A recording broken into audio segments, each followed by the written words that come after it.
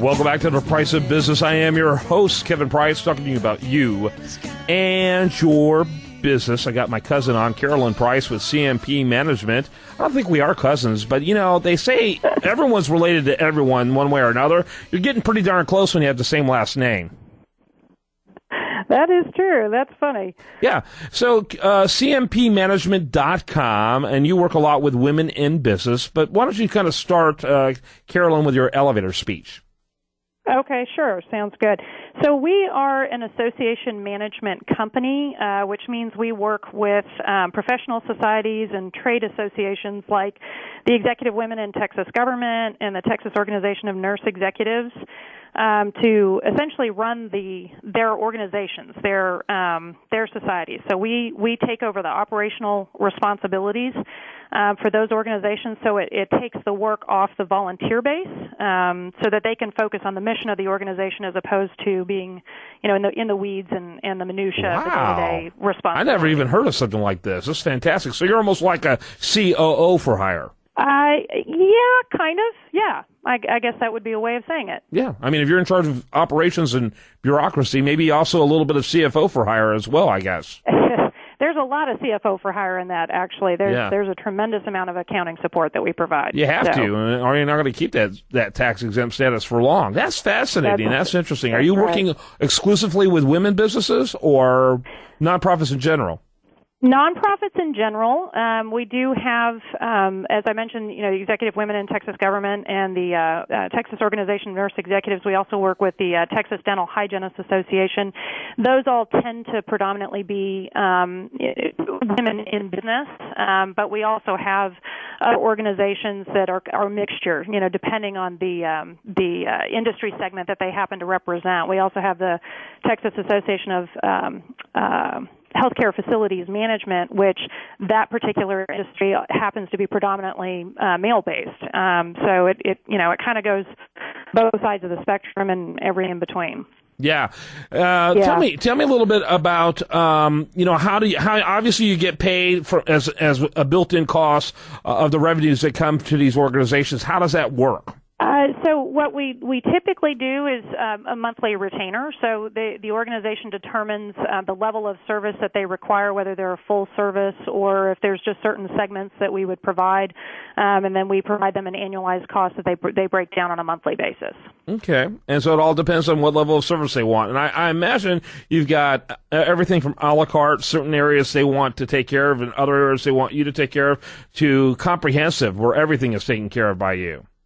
Yeah, that's correct. The majority of our clients are full service. There are a few where we're primarily focused on just their educational events, for example, or registration processing, but the majority of them are full service, what I would call full service. That's fascinating. How old is the company? We just hit our 10-year anniversary this year, actually. Wow. Well, that's a great benchmark in your history, obviously. It's hard, nowadays companies lasting 10 years, they've got legs, and so that's phenomenal. And I would think with the environment that's going on politically, you guys are probably doing better than usual, or not. Tell me about that. Well, and I mean, not just politically, I mean, economically, that may somehow be driven by the politics. Yeah, maybe that's a more accurate statement.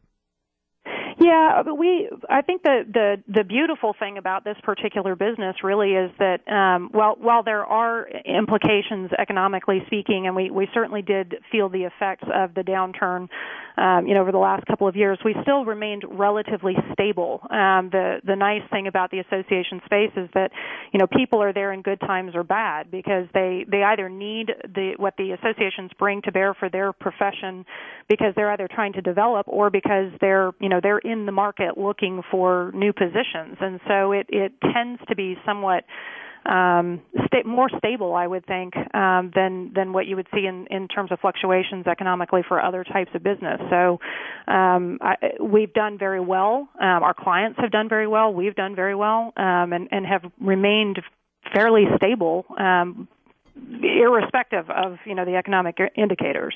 Do you actually handle payroll for these companies as well? These organizations? Well, The payroll is ours, so we're basically outsourced staff for these organizations. They don't have employees themselves. They contract with our company, and we provide all the services that they need. Oh, I mean, I understood that would be the case for some employees, but like program directors. What if an organization has a program director? That wouldn't necessarily be something you would do. It would be something that would be done by the organization, and that could be a full-time position.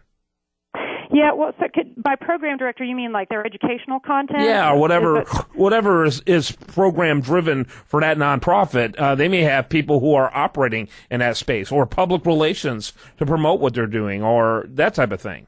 Right. Well, still in that case, in our model, one of two things happens. One, either we hire, would have industry-specific people that would be on our team that would provide that for those organizations, or in the case where they tend to be maybe a little bit smaller. So, say your membership's between 100 and 300 people, you don't have the need for full-time staff, and so we provide.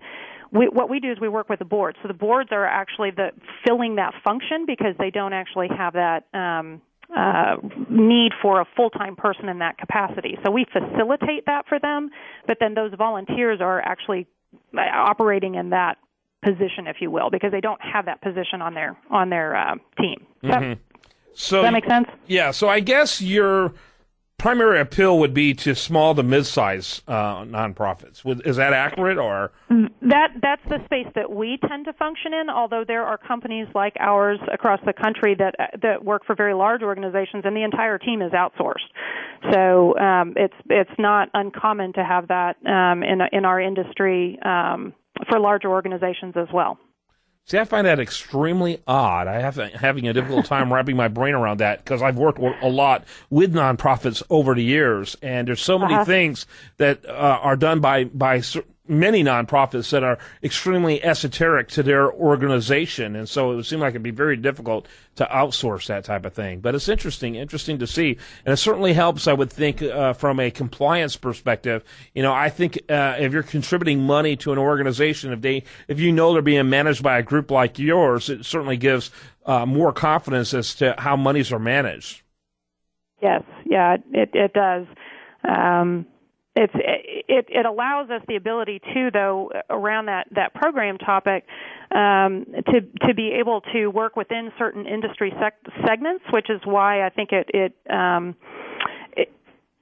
should be maybe easier to align with, because we're focused, say, on technology, or we're focused on healthcare, and so we can do for many organizations the same type of function versus in a standalone environment where you would have payroll and dedicated staff.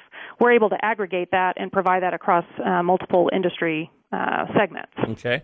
Carolyn Price, she's been our guest. She's with cmpmanagement.com. That's cmpmanagement.com. Thanks for being with us today. Absolutely. Thanks for having me. I appreciate it. You bet. When we come back, much more for you. Do you want to remind you the best content here shows up over there at usdailyreview.com, and you're listening to The Price of Business.